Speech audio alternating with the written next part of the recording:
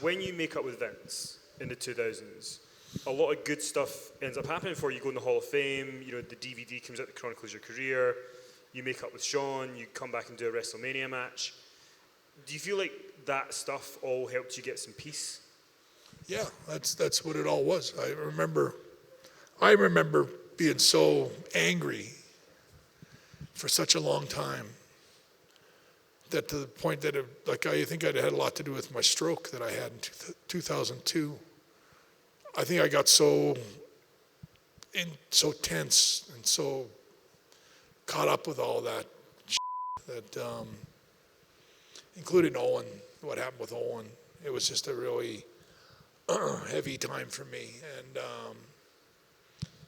you know, all the years after the screw job happened, you know, all the lies and the Vince trying to spin it that I was the problem, and you know, they were so innocent, and you know, Vince was just a guy running $1 million company that had to do what he had to do, which is such horse.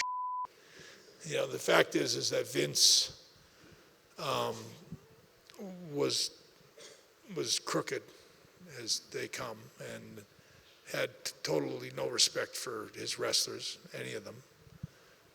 And what happened to me in Montreal was just a case of, I think, somebody being in love and wanting to, I was his old toy.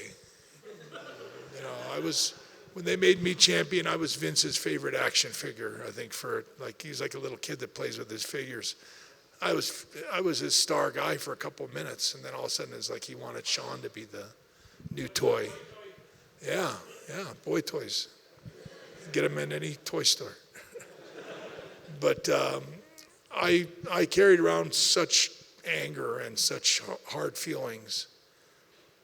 I remember one time in WCW that the WCW and Nitro and Raw were in the same town. I think it was Dallas, Texas. And we were there at the same town. And oddly enough, the WCW wrestlers were staying at the same hotel as the WWF wrestlers. Don't ask me how that happened, but we're all in the same hotel.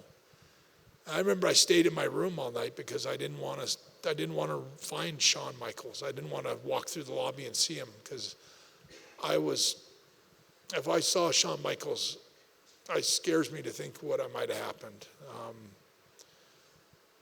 It really does. It's like, I think I was that angry that I could have killed him with my bare hands if the opportunity presented itself. But so I was really so angry that it wasn't good for me.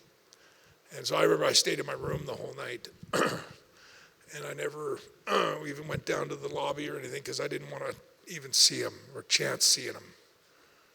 And so I carried around a lot of anger and hostility towards WWF, Vince, Shawn Michaels, Triple H, like just intense, like where it's like, I just hope I don't ever see any of them ever again.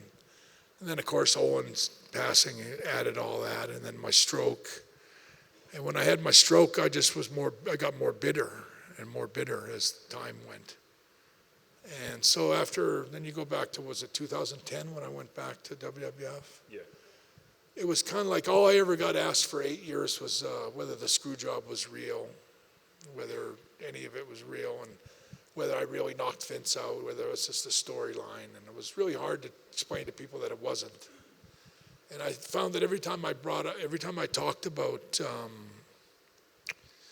the screw job and what happened, like even right now, it would get me so worked up, and I get so angry again. And I realize that it's like something that's eating away, and it's starting to ruin you. Like it's starting to really mess up your mind and your feelings, and all of a sudden you're in this situation where you're going to do stupid things like, you know, God knows what do you think you could do, you know, get a sniper rifle and wait for WWF to come to town or something. You know, it's like, you know, you just get I got too angry, and I realized that the only way the way to solve my problem for myself is to call them and go back.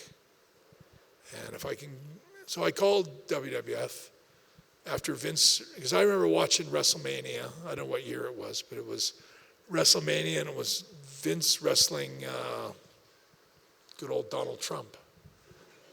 And I remember watching it and going, I could do that. And next thing I was like, my wheels started turning. It's like, why don't you think about maybe throw that card out? Like, I'll come back and I'll work with you guys, and I'll put all this behind me and make a distinct point where it's like everything changes, where I don't have to deal with the screw job issue anymore. Like, it's gone. And so I made the decision to call, and I called Vince. I was living in Hawaii at the time, and having a pretty good life down there, and having a good life, and happy and everything. I didn't need wrestling or anything, but I called up WWF and talked to some guy named Kevin Dunn was his name. He's one of Vince's right-hand guys. Said, yeah, I'd like to talk to Vince about maybe doing a storyline, an angle, and coming back. Maybe I would just watched him wrestle Donald Trump yesterday. I could wrestle him, and I can't, because of my concussion injury that I had at the time, which was very real. I really can't, even now, I can't fall backwards or land on whack my head, and it could probably kill me if I do it. I have a real serious concussion, and I can't even shake my head vigorously, or it's a serious problem. So, but I told Vince, I said, I can't take any bumps, but Donald Trump never took any, not one. I said, I can fall on my knees, I can fall on my stomach, but I can't fall backwards. I can't take any blows to the head, but I could do something. I can beat the crap out of you for sure. And Vince, anyway, I called to Kevin Dunn and told him this stuff, and I was expecting him to call me like the next day and let me know whether they were in on it or not, but I never heard anything back from him at all. That was WrestleMania March.